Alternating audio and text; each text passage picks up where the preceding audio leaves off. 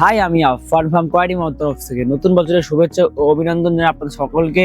এবং যারা বেসিক্যালি আমাদের ভিডিও দেখছেন এবং ফলো করছেন এবং মাল পারচেস করছেন, তাদের জন্য সকলকে থ্যাংক ইউ আমার তরফ থেকে, শুভেচ্ছা অভিনন্দন। এবং আপনাদের জন্য নিয়ে চলে এসেছি নতুন বছরের নিউ ডিজাইন।